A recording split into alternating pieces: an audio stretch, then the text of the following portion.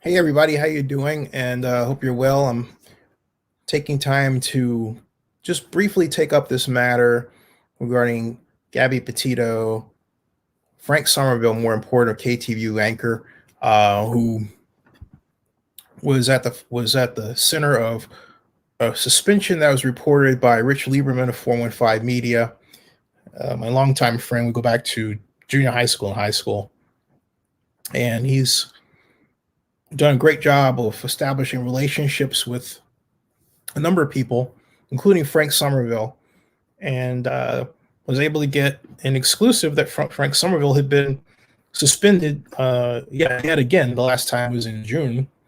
But the story of why Frank was suspended this time, to me, suspends. Um, it challenges reality. Uh, but we have this kind of silly season because if somebody with an established media outlet puts out information that is garbage, people will just basically eat the garbage.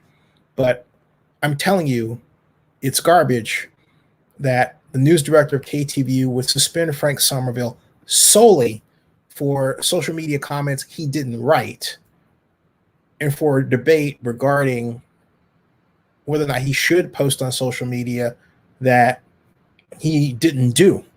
Okay. That doesn't make any sense. And yet people put this stuff out there.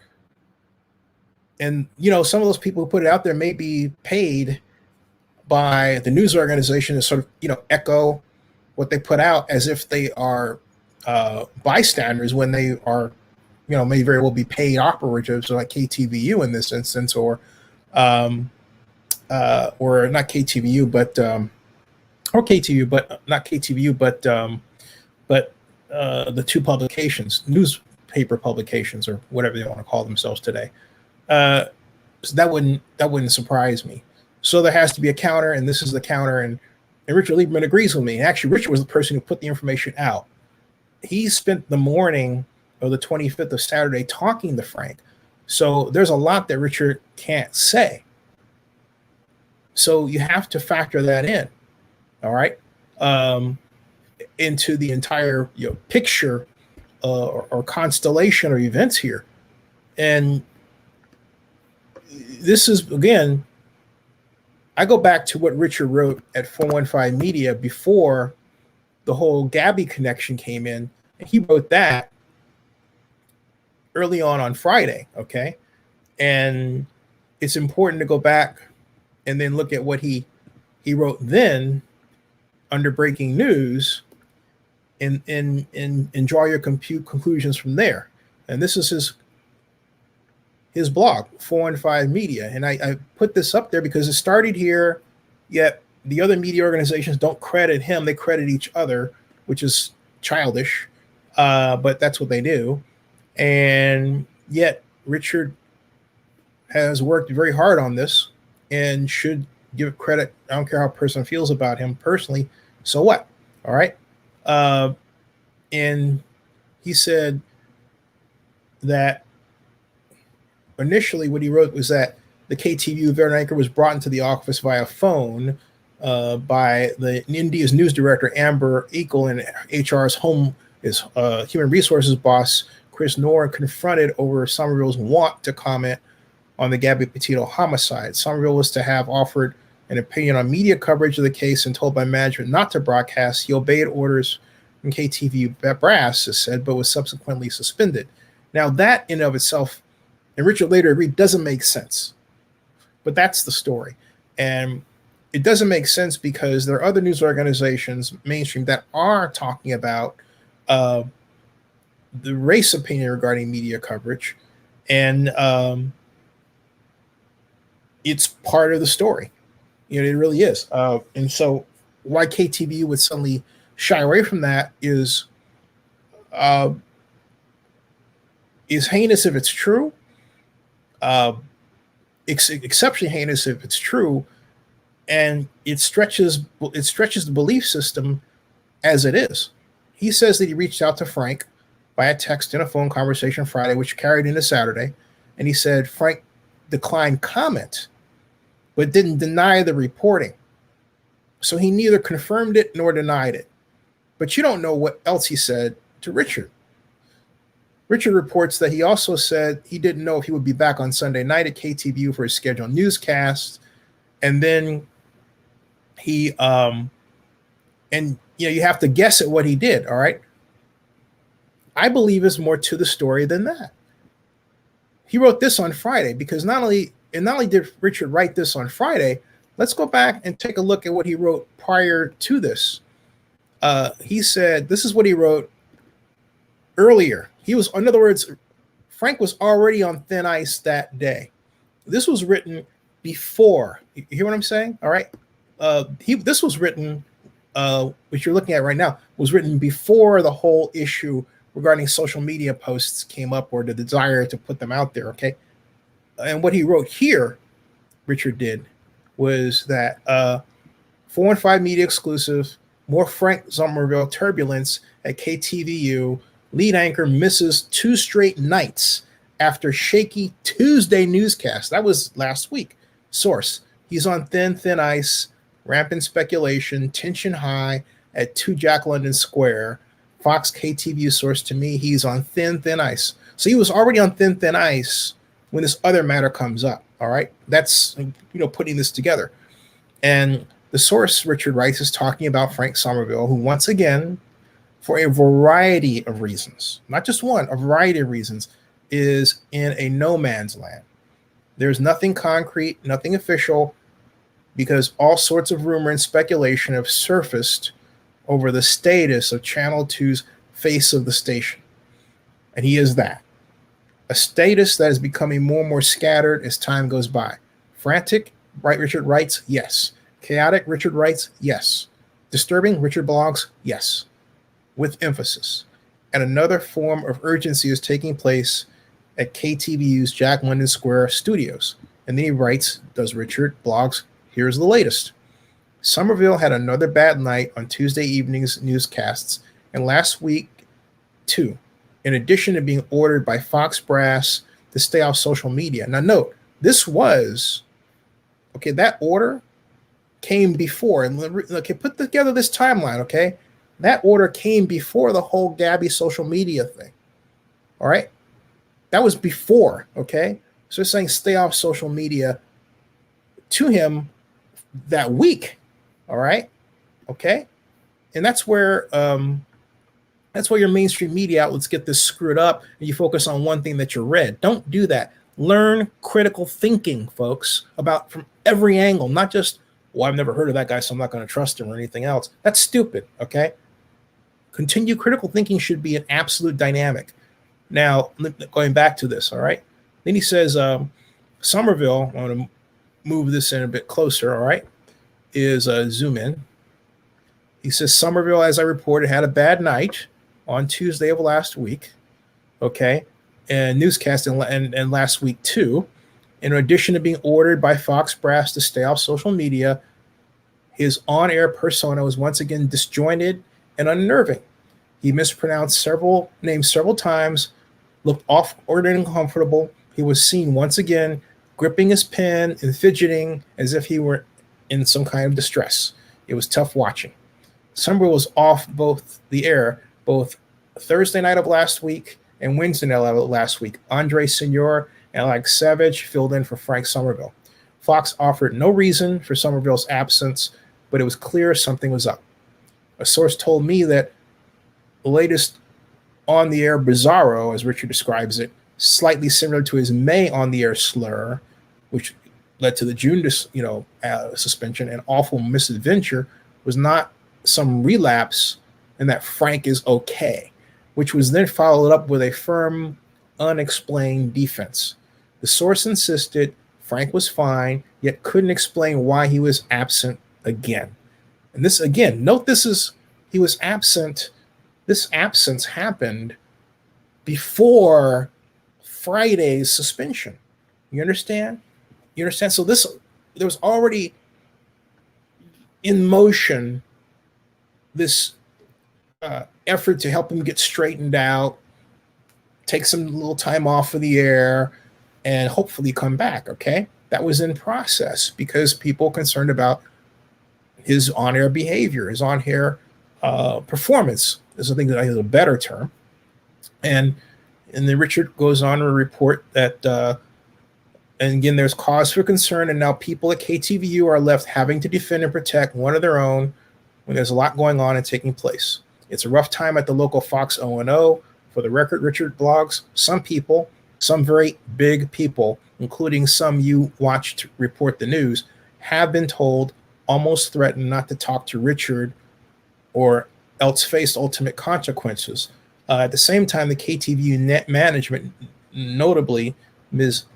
Amber Eichel and GM Melinda Hartle, have gone out of their way to read Somerville the Riot Act and to try to ward off his various misdeeds.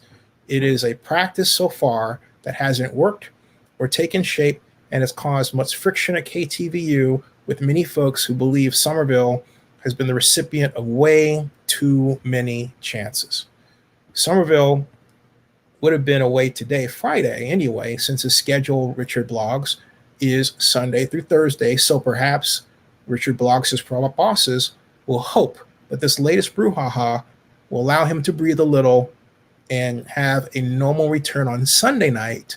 But that seems sort of problematic now. Nothing is official. As of Friday, Somerville is still working at KTVU, but his status is even more shaky and uncertain. And at KTVU, where the atmosphere is filled with tension and distress, where the HR bosses in suits have taken to intimidation and threats, Richard blogs, to those that dare talk to him, Richard, the timing couldn't be any worse as Somerville travails seem to reignite it. Sunday night can be interesting.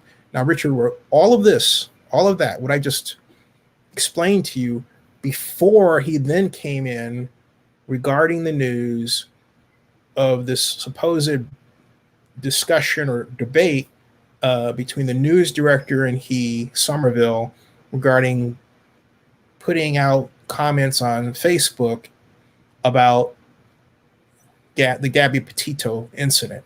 So given that he was already on thin ice, it seems to me, just putting the pieces together, that it wasn't that Frank wrote anything, but that some other words were exchanged which didn't come into the conversation between Richard and Frank, which means they didn't make it into Richard's blog. And whoever the source out there is that's spinning this has their own reason for putting it out there the way that they did, all right? But it seems to me that what really happened was that all of this came together at once as a whole kit and caboodle. And I believe, and I will assert this, and I would be shocked if I were completely wrong, because I'm not. But something was said in such a way that she got pissed off and said, that's it. And that's what happened. It wasn't over something like, well, you're not going to write on something on Facebook, and, oh, yes, I am. Because if that's the case, he would have done so. KTVU doesn't have any control over his Facebook page. All right.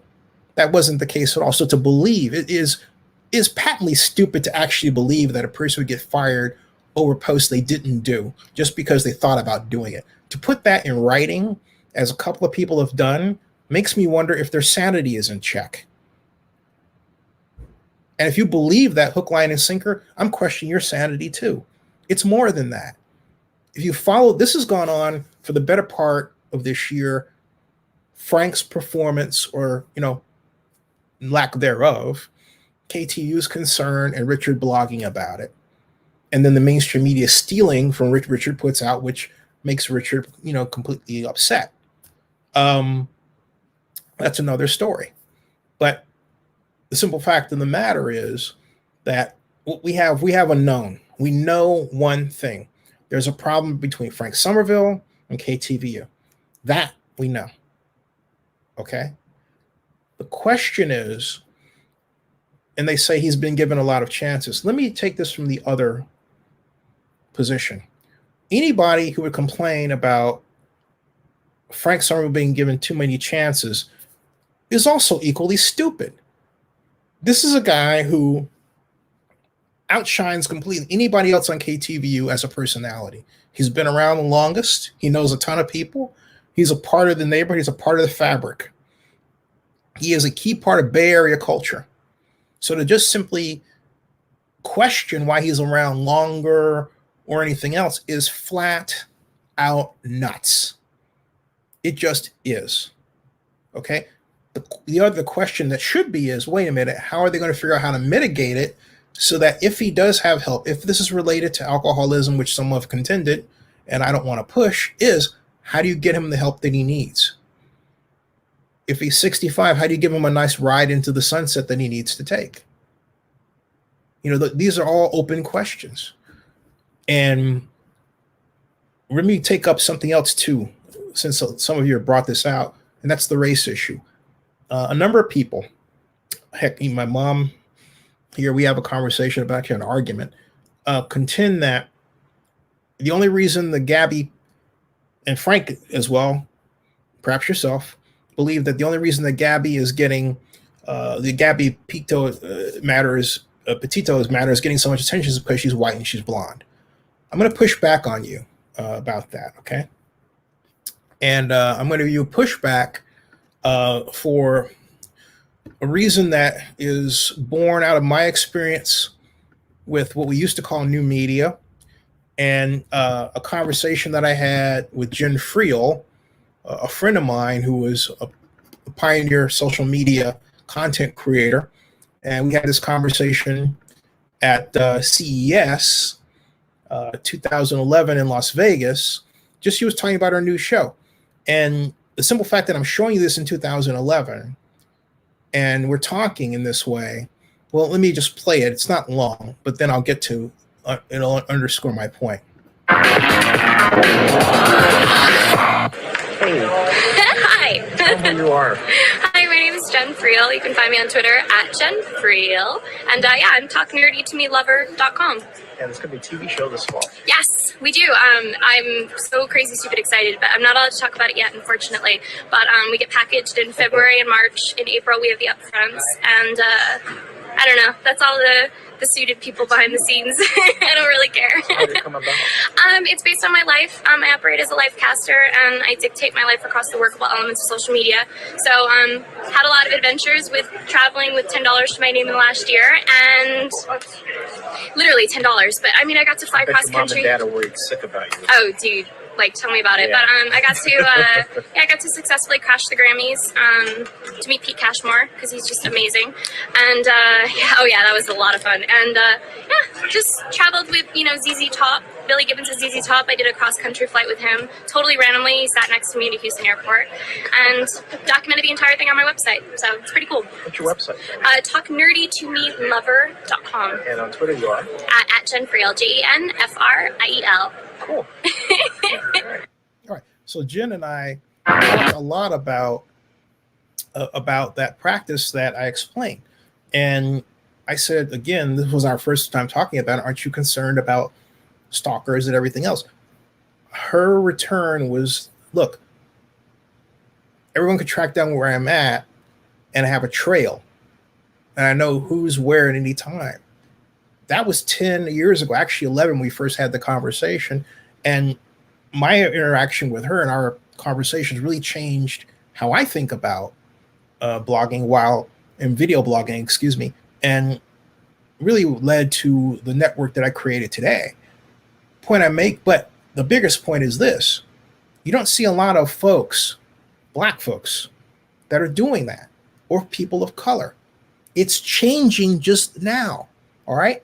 But my contention is that had Gabby and Brian been Black, with the kind of social media content that they were putting out, if they were doing what Jen does, or myself, or anybody, because they're in romance and there was rumors about what he actually was versus how he presented himself on camera, I'm telling you, the media coverage would have been the same.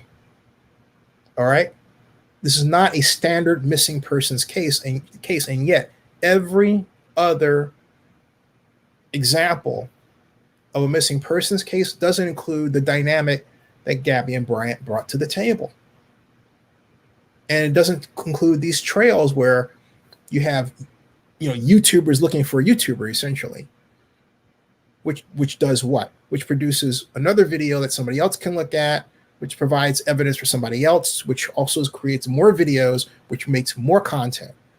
And so from an entirely other perspective, what we have is a different type of truly reality TV, much like I believe the seeds were created when, for example, Tsarnaev, the Boston Marathon bomber, was the focus on online hunt using police scanners. I participated, met 8 different people from around the country that I kept in touch with for a better part of the next year. This is like that, but even more advanced because of the advancement of the use of video. All right. But again, it starts with 2 people, a couple, a young couple that is internet, more than internet savvy, they're social media savvy. They're on multi-platforms. TikTok over here, Instagram over there, YouTube over here. And, really, frankly speaking, the only difference is they do have I believe a blog, but their center is not much their blog as much as was the case, for Jen Friel then or myself now. Okay. That's the difference. But I'm saying to you that the difference between the Gabby case and a no missing persons case is that it involves a romantic couple that's on the internet a lot, so you can trace where they've been and then, do some figure out on where they might go. And then not only that, more tragically, as we have looked at this trail, the story is still unfolding. So what happens is that because the story is still unfolding, we're still engaged in it because we don't know what's going to happen next. So to compare this to a standard missing persons case isn't the case. Now, does that mean there's not a race problem in terms of how missing persons cases are looked at? Yes, there is, as missing persons cases. We're talking about one person, you don't know who they were interacting with.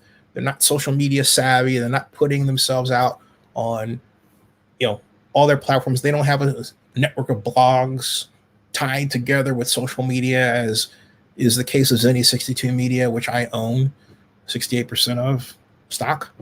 All right. They don't have that. But what you're talking about is a couple that's white and have, as by experience, have the greater propensity to do that kind of explanation. Remember, Jen described herself as what? A life caster. And if you're just joining us, it's worth hearing one more time. She basically is the mother. Hey. Hi. Tell them who you are. Hi, my name is Jen Friel. You can find me on Twitter at Jen Friel. And I'm talknerdytomelover.com. Yeah, there's going to be a TV show this fall. Yes, we do. I'm so crazy, stupid excited, but I'm not allowed to talk about it yet, unfortunately. But we get packaged in February and March. In April, we have the upfronts. And I don't know. That's all the suited people behind the scenes. I don't really care. How did it come about? It's based on my life. I operate as a life caster, and I dictate my life across the workable elements of social media. So had a lot of adventure. Stopping right there. That is what Gabby and Brian were doing. Okay? And that life casting, she calls it, set the trail. It already had a set of eyeballs engaged, and then essentially ready to go to work when, hey, something bad happened. So that's a fundamental difference, and I want everybody to think about that moving forward, because I contend now, as Jen did then, that life casting yourself to a degree is a safety feature, is something that you should do so that you can also protect yourself from people who might say that you're someplace that you weren't. All right.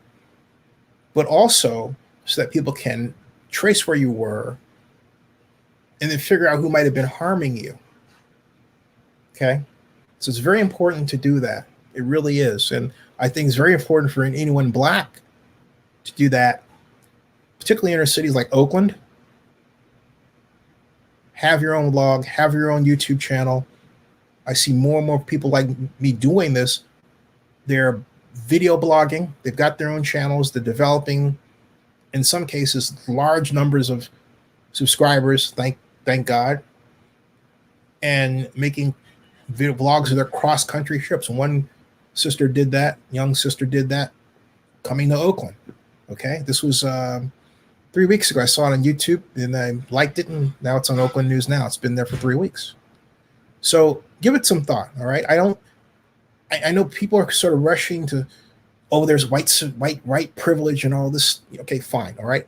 I call it more a sort of intellectual confidence that I think we as African Americans are just beginning to learn, and that's healthy. All right. That's why I call it intellectual confidence. But I digress.